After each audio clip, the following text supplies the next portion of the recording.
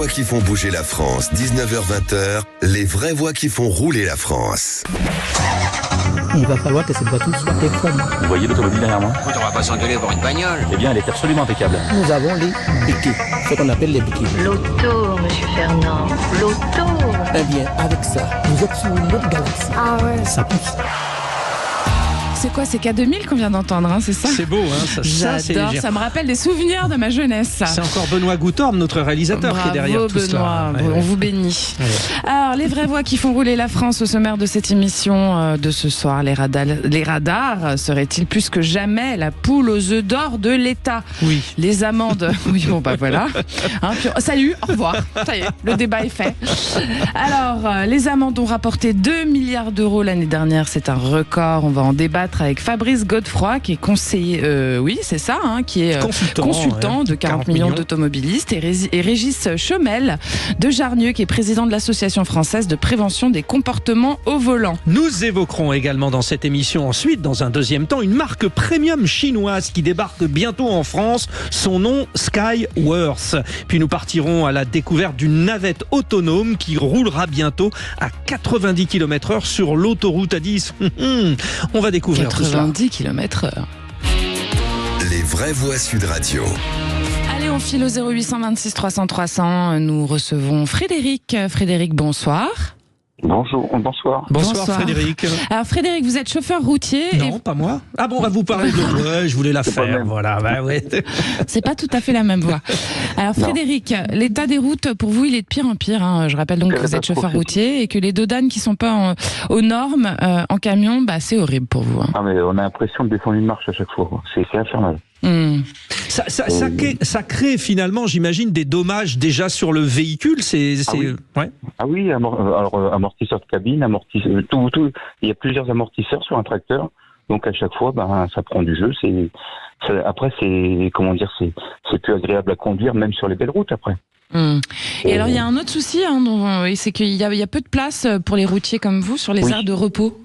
Les aires de repos, arriver à l'heure où on doit faire la pause journalière, quoi. Donc ce qu'on appelle la coupure journalière. Donc quand vous avez fini votre journée jusqu'au lendemain matin, donc parce que je pars du lundi au vendredi, si vous quittez, comme parfois ça arrive de finir vers 7-8 heures du soir, c'est même plus la peine. Vous garez en bord de route ou sur les sorties d'autoroute. C'est vrai qu'on voit souvent une file. Alors, ce qui est bizarre, mais on a forcément quand même une réponse. C'est-à-dire que face à certaines aires, on se dit tiens, il y a personne. Et puis à d'autres, forcément, il y a surpopulation de camions. Mais bien sûr, parce que c'est pas les mêmes services qu'on propose, évidemment.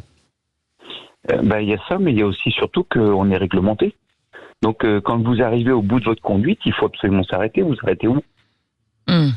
Ouais, c'est-à-dire que vous n'avez pas de solution, en fait. Hein, c'est ça que vous dites. Avec le tachygraphe, quand vous êtes arrivé au bout de vos heures ou au bout de votre conduite, il faut absolument s'arrêter. Donc, alors moi, l'exemple que j'avais donné au standard, c'est par exemple, vous dites là, il y a un air où il y a des places. Bon, mais j'ai encore 1 heure à rouler. Je vais aller au plus loin pour m'avancer le lendemain matin. Et vous allez au suivant, c'est un air qui est arrêté. Parce qu'il y a aussi des aires de service qui sont fermées. Parce qu'ils sont on ne sait pas pour quelle raison, hein, peut-être ils font des lagages, peut-être ils les réparent, mais il y a des aires fermées. Elle dit, maintenant que je suis arrivé là, je vais où? Ce qui veut dire qu'en plus, c'est améliorable cette histoire. C'est juste au niveau de la réglementation qu'il faut un petit peu de souplesse, c'est ce que vous dites. Si vous voulez, il y a une légère tolérance, mais il ne faut pas que ça arrive systématiquement. Si ça arrive systématiquement, les forces de l'ordre qui vérifient les amplitudes, ils vont dire vous êtes un habitué de. Alors ça c'est un exemple, mais les autoroutes sont constamment en travaux, constamment. Vous prenez la A9, c'est la pire, moi je trouve, la 9, parce que vous n'avez pas d'accès pour sortir. Quand vous avez un bouchon en plein milieu, vous êtes coincé. Ouais, c'est Montpellier jusqu'à Barcelone, hein, la 9, notamment. Ouais, c'est celle-là. C'est celle. Donc celle-là, souvent, en plus en plein été, il y a très souvent des accidents, hein, parce que je veux pas non plus incriminer les touristes, mais quand pour une fois dans l'année ils font 1000 km, c'est un petit peu le parcours du combattant. La fatigue, les énervements, très souvent des fautes de conduite qui peuvent causer des drames. Quand vous vous retrouvez derrière un accident, vous êtes bouchonné puis vous attendez que ça se passe. Merci beaucoup Frédéric. On rappelle que vous êtes chauffeur routier et vous, auditeurs de Sud Radio, vous le savez, Sud Radio, c'est votre radio. Vous pouvez toujours nous appeler pour réagir à ce que vous entendez au 0826 300 300. Vous restez avec nous. Le débat, c'est juste dans un instant. Ça va être houleux ce débat. Et on vous repose la question. Et vous dites oui, Frédéric Brindel, avec force. Les radars seraient-ils plus que jamais la poule aux œufs d'or de l'État ? A priori, le débat, il est presque fait déjà. Allez, à tout de suite. Sud Radio, France, 19h-20h, les vraies voix qui font rouler la France. Eh bien, le débat, on vous rappelle que les radars, est-ce qu'on se demande si c'est plus que jamais la poule aux œufs d'or de l'État, puisque les amendes et justement les radars ont rapporté 2 milliards d'euros l'année dernière. C'est un record. Alors, est-ce que c'est une bonne nouvelle pour la sécurité routière ou alors pour les finances publiques ? On se pose la question. Et je pense que nous allons avoir deux points de vue. Tout d'abord, celui de Fabrice Godefroy, qui est consultant de l'association très connue, 40 millions d'automobilistes. Bonsoir Fabrice Godefroy. Bonsoir. Bonsoir à vous tous. Vous êtes prêt à débattre ? Pas de problème, je suis là pour ça. Bon, très bien, on vous sait remonter. Mais attention, vous n'avez pas n'importe qui en face. Vous avez Régis Chaumel de Jarnieux, président de l'Association française de prévention des comportements au volant. On va en parler parce que c'est vrai que là-dessus, on est quand même... Moi d'ailleurs, je vais me taire parce que sur mes comportements au volant, ils sont pas toujours... Bref, bonsoir Régis Chaumel de Jarnieux. Bonsoir. Bonsoir, bienvenue. Alors, merci. Fabrice Godefroy, est-ce que l'État nous raquette ? On peut se poser la question. Est-ce que les radars sont vraiment la poule aux œufs d'or de ce dit gouvernement ? Non, la réflexion que je pourrais avoir, c'est qu'on s'aperçoit, et on l'entend assez souvent, c'est que les recettes de l'État sont pas au beau fixe en ce moment, on cherche un peu d'argent. Par contre, en ce qui concerne les amendes routières, par contre, ça se porte plutôt bien avec des progressions de 7%. Et j'ai même allé plus loin, si on a une vision à 360 degrés pour l'automobiliste, entre les taxes sur les carburants, évidemment, qui sont extrêmement importantes, qui sont forcément en progression parce que on a 20% de TVA sur le carburant, donc forcément, il y a un excellent de recette fiscale à partir du moment où le carburant augmente, les malus à l'achat des véhicules, plus les radars. Je pense qu'effectivement, ça c'est un budget qui se porte très très bien et je pense que les automobilistes ont le dos large. Régis Chaumel de Jarnieux, est-ce que ce n'est pas un mal pour un bien aussi ? Parce qu'il y a un moment où tout le monde fait un peu n'importe quoi sur la route. Bon, je ne sais pas si tout le monde fait n'importe quoi, mais pour rester centré sur le débat, un des aspects, c'est que le gouvernement ne peut pas flécher une recette vers une dépense. Et c'est d'ailleurs bien ce qui pose problème. On nous avait déjà fait le coup au moment de la vignette qui était soi-disant pour les retraités. Aujourd'hui, j'ai l'âge d'être retraité. Mais cette somme d'argent récoltée par les radars, malheureusement, et c'est vrai que c'est malheureusement, ne peut pas être affectée à la sécurité routière au sens large. C'est-à-dire elle doit servir à quoi ? Elle doit servir à quoi ? Hélas, le gouvernement fait ce qu'il veut. Elle devrait servir, cette somme, à la formation, au renforcement du nombre d'examinateurs pour les examens, à la prévention, et une prévention un peu plus fine. Les grands messages, je vais jouer les dinosaures, du style un petit clic vaut mieux qu'un grand choc. Oh là, oui, ça nous rajeunit pas. Mais je le fais exprès. Quand il s'agit de promouvoir la ceinture de sécurité, ça ne marche plus.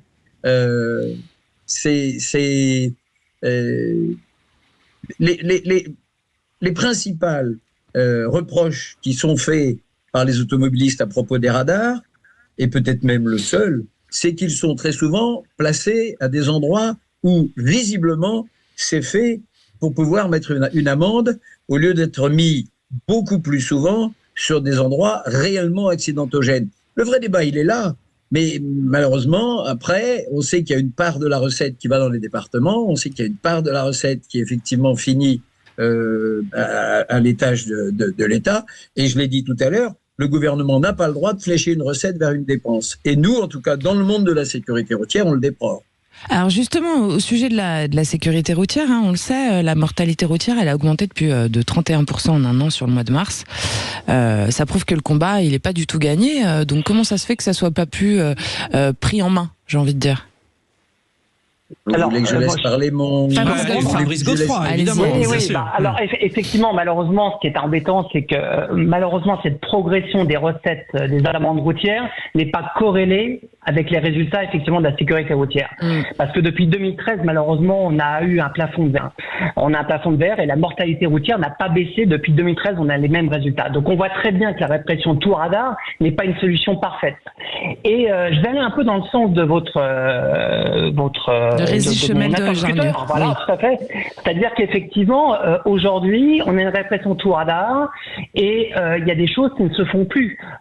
On devrait, si on veut véritablement progresser sur la sécurité routière, mettre peut-être un peu plus de gendarmes sur les routes, parce qu'aujourd'hui, on a des fléaux qui sont devenus, par exemple, comme le téléphone portable, comme l'alcoolémie, comme la drogue. On n'a pas forcément des contrôles.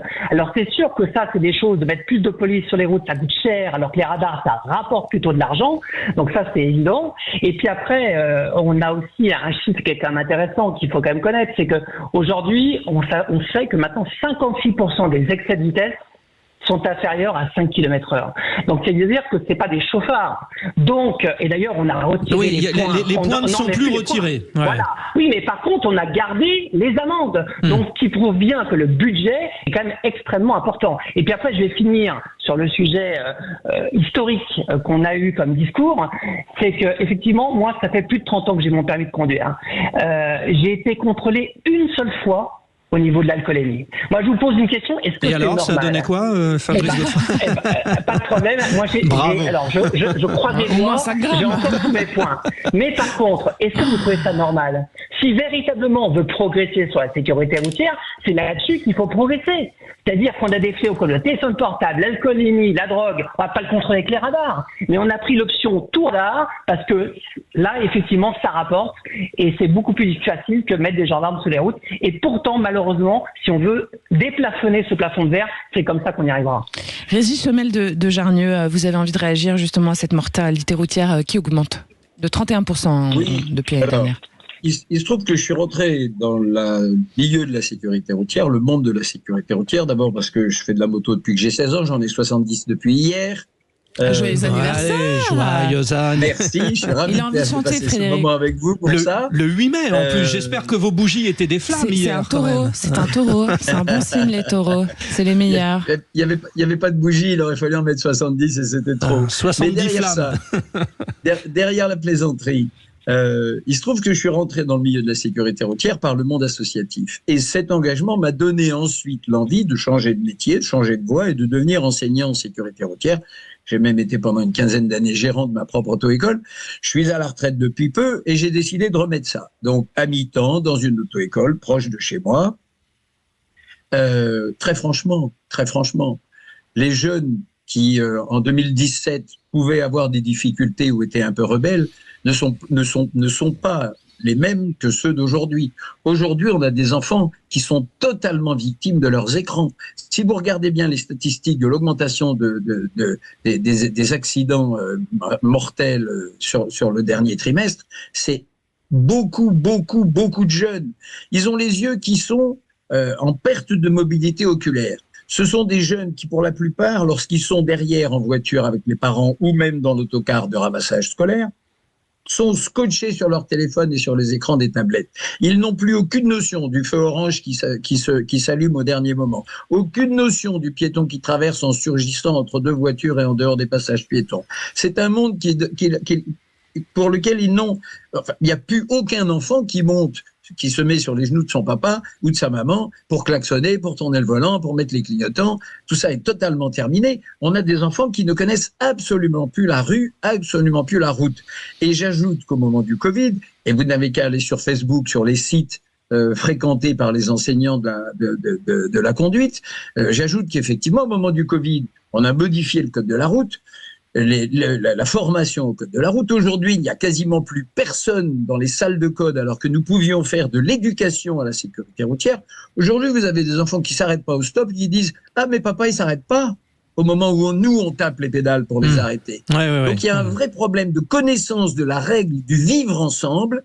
Et pardon de vous le dire, mais quand on ajoute ça au syndrome de la catapulte, qui consiste à vouloir être arrivé avant même d'être parti, forcément on va vers l'accidentologie. Alors, Forcément. Bravo à tous les deux parce que vous apportez une vision, on va dire, périphérique, sans jeu de mots, hein, mais du coup, on est sur les radars et on s'aperçoit que la problématique n'est pas forcément cela. Mais en revenant quand même sur notre débat, où en sommes-nous, Fabrice Godefroy? Je le rappelle, vous êtes consultant de 40 millions d'automobilistes. Où en est-on de ces radars? C'est vrai qu'on n'est plus concentré sur la conduite. On se dit, est-ce qu'il y a un radar là? Est-ce qu'il y a une voiture dans l'autre sens avec un radar? Tout ça. Aujourd'hui, la carte des radars, c'est quoi? Ce sont des fixes, ce sont des mobiles, ce sont des par drone, je ne sais quoi? Alors, on a des tronçons, on a des feux rouges, les tourelles, les voitures radars, on a ceux qui alertent sur les feux rouges. On a une multiplication des radars. D'ailleurs, on a de plus en plus de radars. Et d'ailleurs, c'est pour ça que les résultats sont plutôt en augmentation au niveau, effectivement, des recettes. Et puis, il y a aussi un phénomène qui est extrêmement important. Là, on parlait des centres-villes. Je pense que ça, c'est très intéressant. Quand on a une ville, par exemple, comme à Paris, il n'y a pas qu'à Paris, hein, qui passe de 50 km/h à 30 km/h. Évidemment, avant, à 52, 53 km/h, on est un excellent conducteur. Maintenant, vous vous rendez compte, rouler à 30 km/h dans Paris, c'est devenu extrêmement difficile. Moi, j'essaie de le respecter parce que je roule dans Paris, j'ai pas envie de perdre mon permis de conduire. Sauf que le problème, c'est qu'on se fait klaxonner. Donc, par contre, ça, c'est un aspirateur à radar et à recette qui est extraordinaire. Donc, ça, c'est certain. Et après, effectivement, bon, je pense qu'il est quand même un peu dur avec les jeunes d'aujourd'hui, mais c'est sûr que tout ce qu'il a déchiffré, c'est-à-dire effectivement la déconcentration avec le GPS, la déconcentration avec le téléphone portable, ça, c'est des choses qu'on ne pourra pas forcément vérifier avec les radars. Donc, c'est ce que je disais tout à l'heure, véritablement, il faut changer avec absolument cette dimension au niveau de la répression, au niveau de l'automobile, au niveau des amendes routières. Ouais, et pour le coup, il n'y a pas que les jeunes sur les portables, parce que je me suis encore énervé hier. Ah oui, bah alors justement, puisque vous vous énervez sur la route, Frédéric, il y a une vraie question à se poser aussi, parce que il y a un sondage pour Vinci Autoroute qui indique que 67% des automobilistes, ils insultent les autres conducteurs quand ils sont dans leur voiture. 18% reconnaissent descendre de leur voiture carrément pour s'expliquer, et 55% des Françaises disent klaxonner ce qui les énerve. Alors vous vous vous énervez. Moi, j'ai le syndrome de la Tourette, très sincèrement. Heureusement que les conducteurs vous dites ne m'entendent pas. Je dis des horreurs. Mais c'est vrai que les gens conduisent quand même assez mal. Non, on ne parlons pas jusqu'à un certain point, si vous me permettez. Voilà. Donc, est-ce que ça aussi, ça peut être une raison, en fait, un objet d'accident, cette tension, en fait, qu'on a derrière nos volants? Alors, si je peux répondre... allez-y d'abord, oui, Fabrice Godefroy. Voilà, cette électricité dans l'air, je pense qu'on ne le retrouve malheureusement pas que dans une voiture aujourd'hui. On sait très bien qu'on a de plus en plus une mentalité un petit peu qui s'échauffe extrêmement rapidement. D'ailleurs, certains parlent d'un ensauvagement, effectivement, des comportements. Mais il faut avouer une chose, c'est quand on roule dans des villes où on a une multimobilité. On a vu une multimobilité, c'est très très bien. C'est-à-dire qu'on a mélangé les trottinettes, les vélos et les voitures.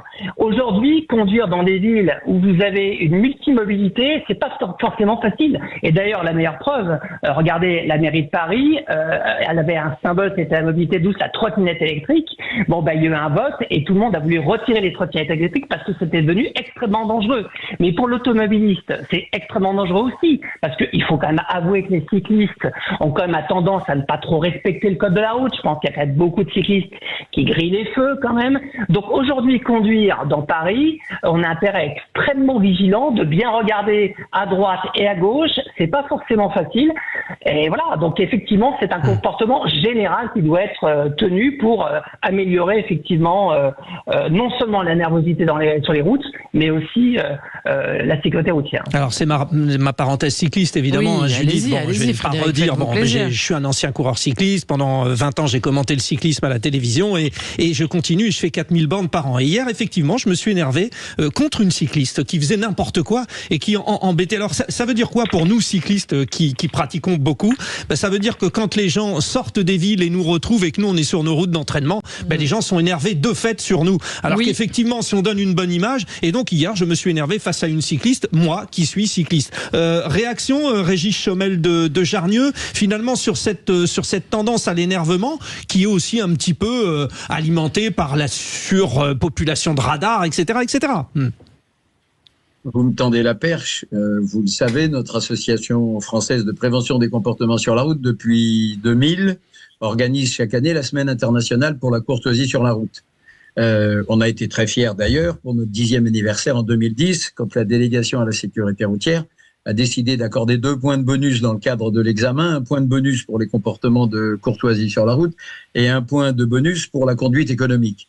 Une fois qu'on a dit ça, il faut bien reconnaître que le quotidien qui produit, et pas seulement qui amène à des comportements de nervosité, se voit évidemment beaucoup plus sur Marseille, sur Lyon, sur Paris, que sur les villes de province. J'ai pris ma retraite il y a quelques années, alors que j'étais sur le secteur de la Porte de la Normandie. Maintenant, je suis en Lorraine.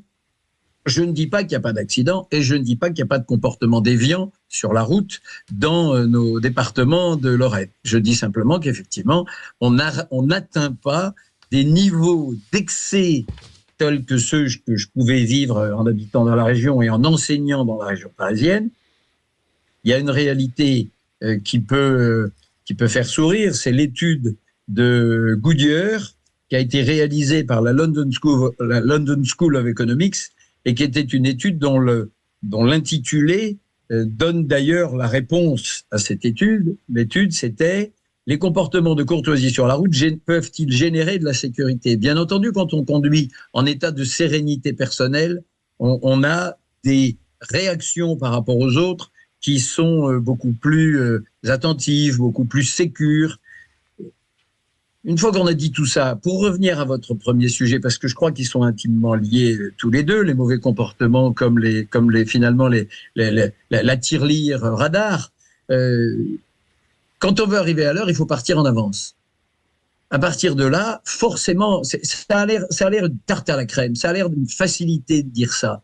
Mais ceux qui se font prendre au radar, si c'est en ville 53 km, c'est évidemment complètement navrant.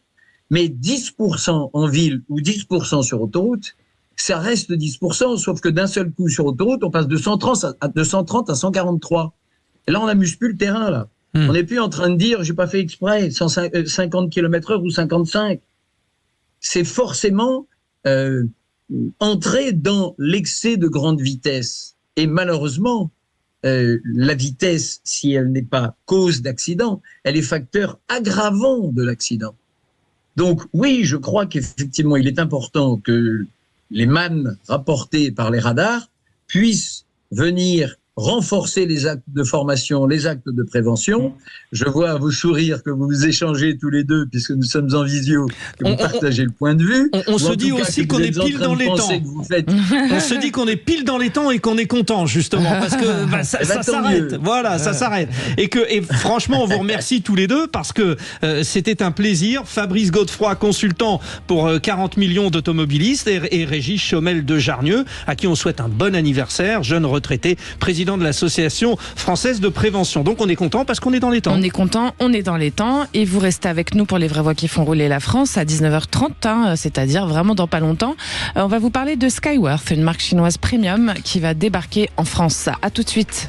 Sud Radio, les vraies voix qui font bouger la France, 19h-20h, les vraies voix qui font rouler la France. Une nouvelle gamme de véhicules arrive. À long terme, le constructeur entend proposer une gamme composée de 14 modèles sur le marché européen. Il s'agit de Skyworth, la marque chinoise premium qui va débarquer en France, puisque cette marque envisage aussi le lancement au premier semestre 2025 d'un crossover, et il sera suivi d'une berline baptisée Skyhome, présentée au prochain Mondial de Paris.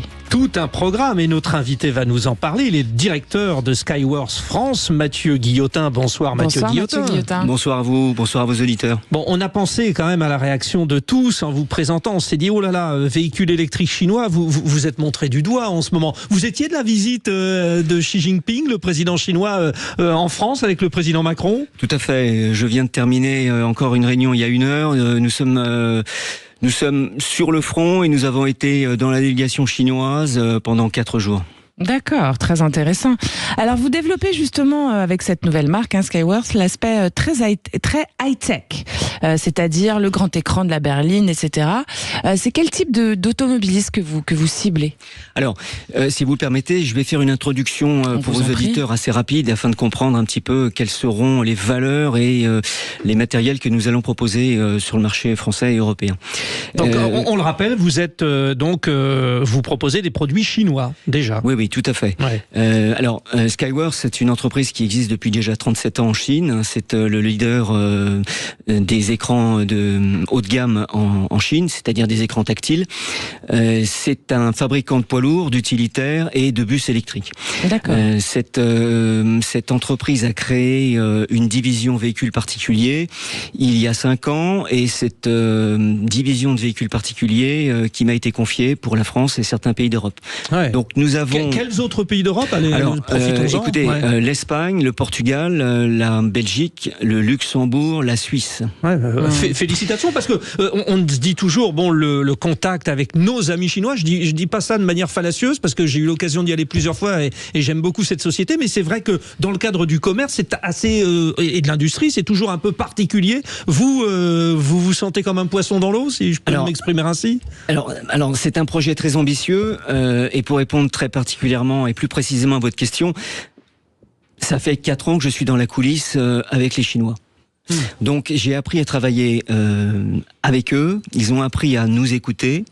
Nous avons, et j'en ai encore discuté dans les coulisses il y a deux minutes, nous ne sommes pas toujours sur la même fréquence parce que nous n'avons pas la même éducation et pas vraiment le même patriotisme au même endroit. Donc à ce titre, ce sont des gens quand même très cultivés, intelligents, très intelligents.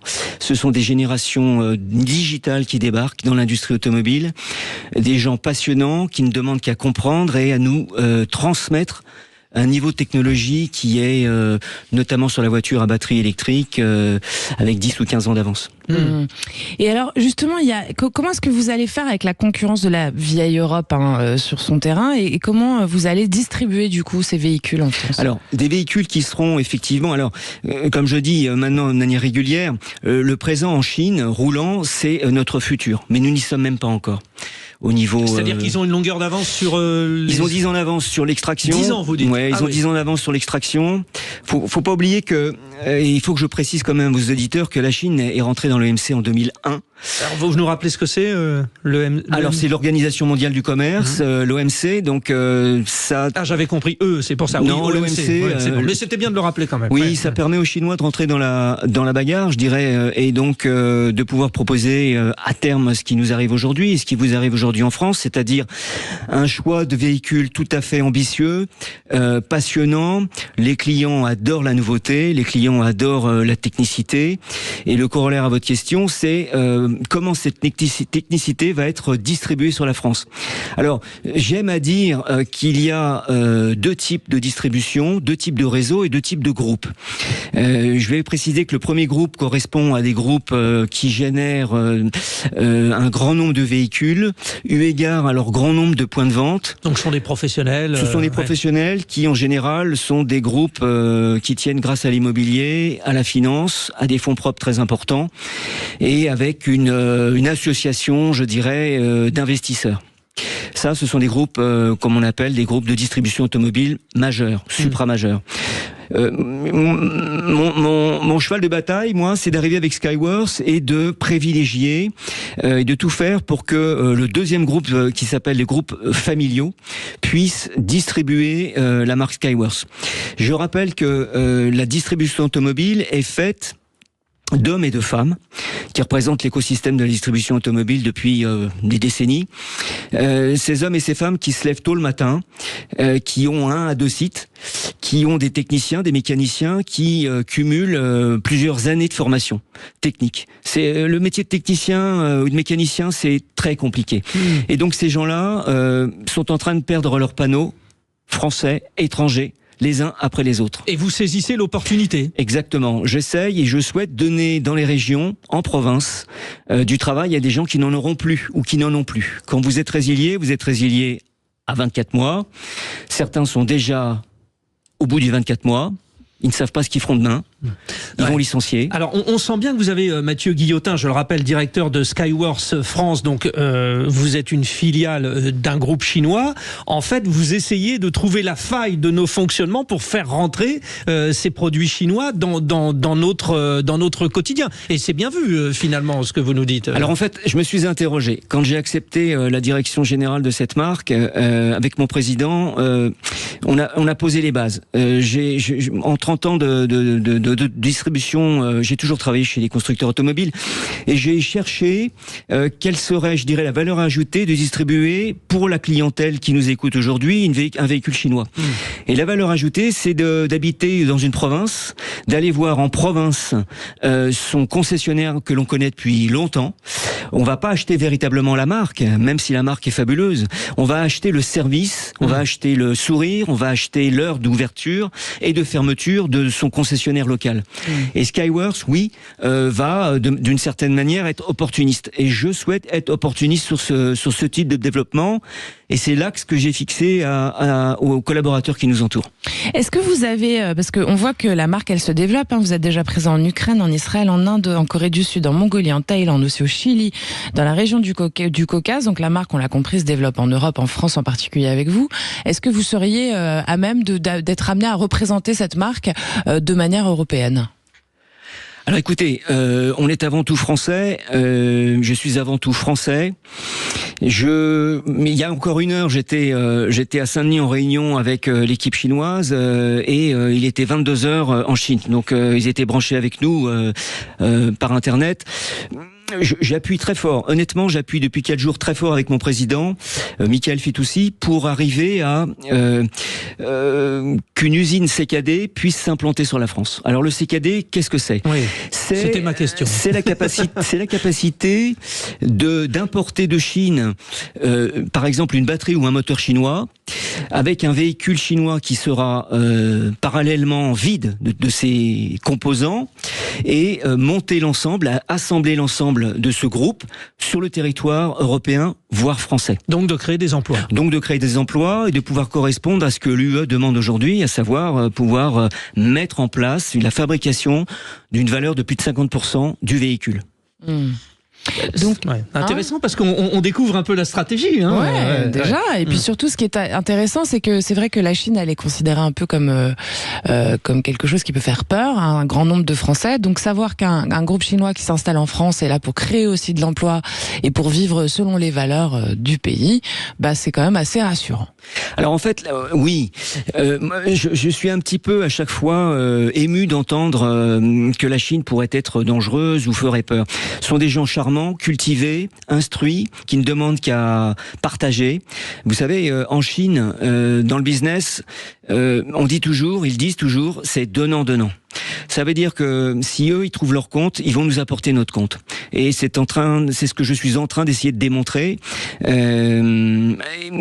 avec véritablement un peuple d'une grande culture, ce sont des gens très, très, très humbles.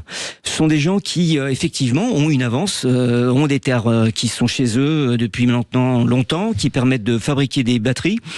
Voilà, c'est la faute à pas de chance pour l'Europe, mais je suis certain que je conseille à tous nos auditeurs de lire, de s'instruire, de faire des recherches, d'essayer de se documenter sur le peuple chinois et sur leur culture. Déjà, Sun Tzu, l'art de la guerre, ça nous expliquera un petit peu 2-3 stratégies. Mais bon, pour ceux qui l'ont lu, c'est très bien. Mais au-delà de ça, quand vous dites finalement que la Chine a 10 ans d'avance dans le domaine de la voiture électrique, comment elle a pris ces 10 ans d'avance ? Alors c'est très simple.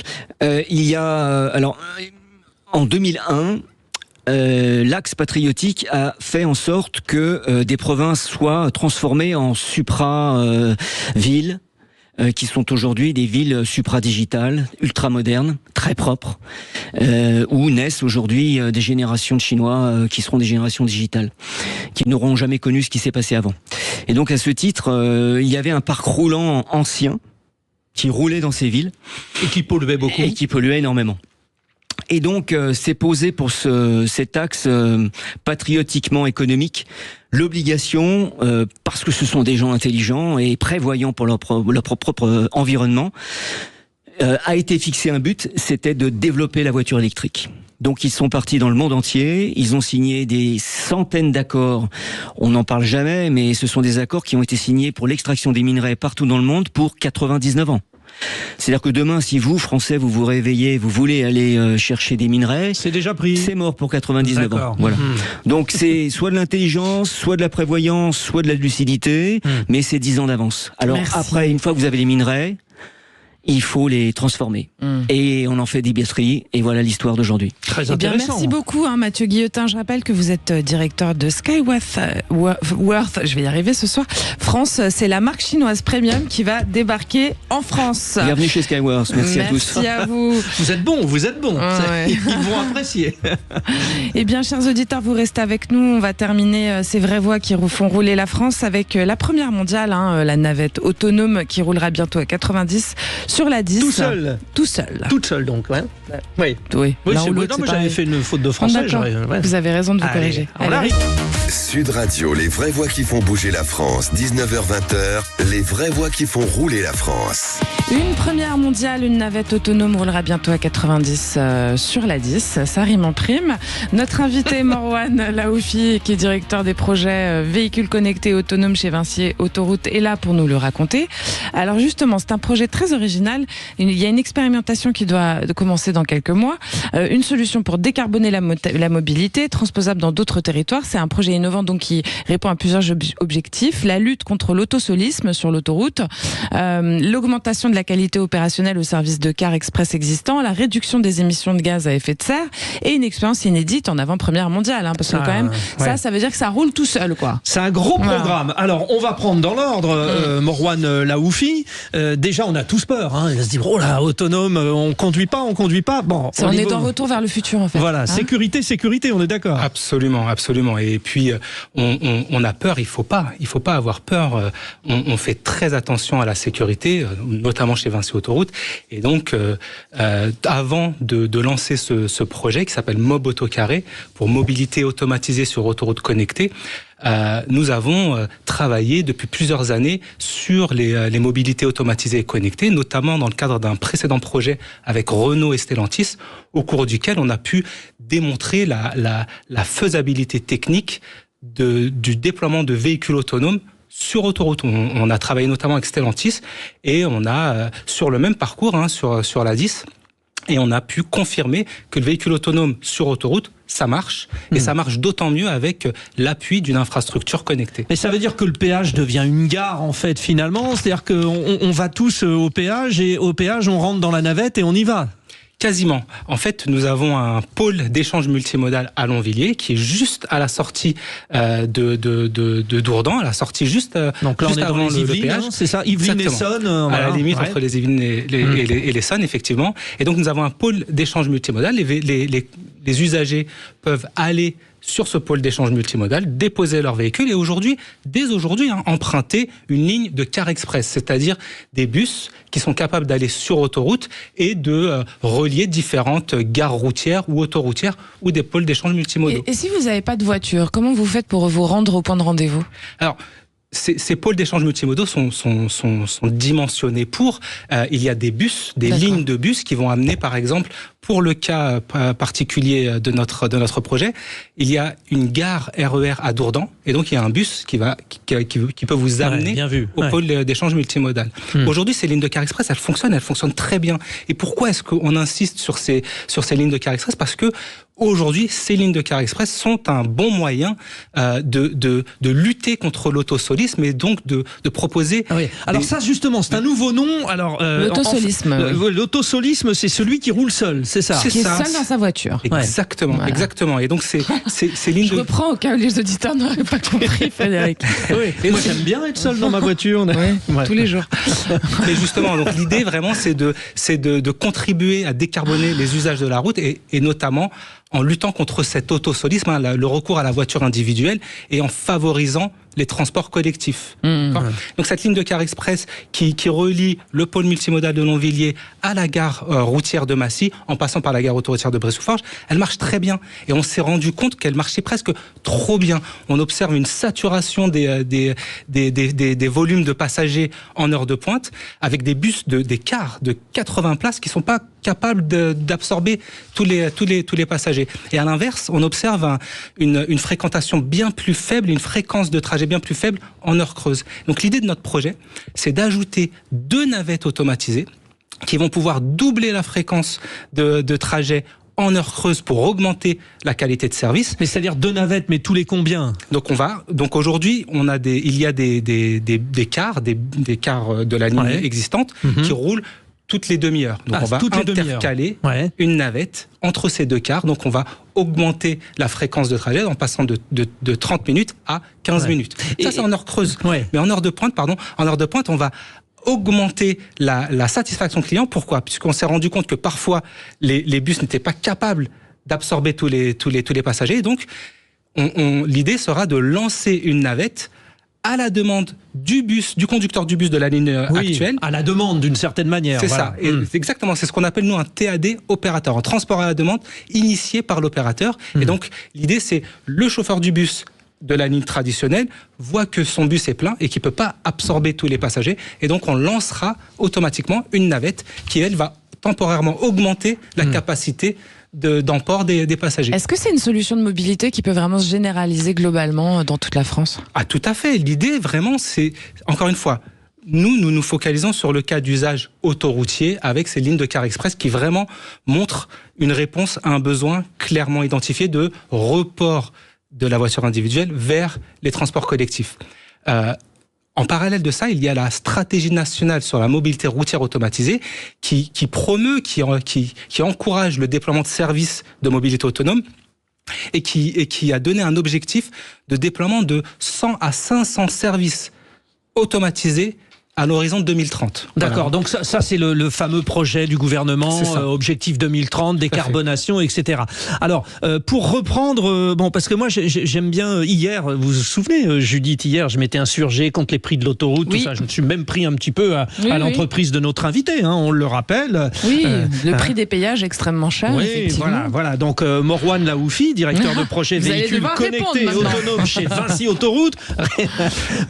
Déjà, rassurez-nous, parce que c'est intéressant, parce que c'est un beau projet, ça va forcément coûter moins cher au résultat, à l'arrivée, que si on avait pris notre propre voiture.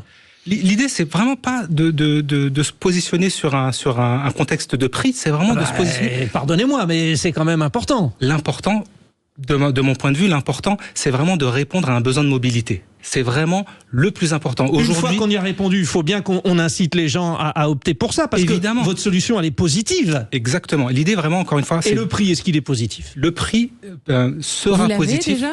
Le prix sera positif quand on résout l'équation globale. Ce n'est pas que le prix d'une navette. Aujourd'hui, l'ajout... Pourquoi est-ce qu'on parle de navettes automatisées ? On aurait pu penser à des navettes opérées par un chauffeur de bus. L'idée, c'est vraiment d'ajouter des navettes qui vont pouvoir être assez flexibles pour être lancées à la demande, comme vous l'avez bien compris.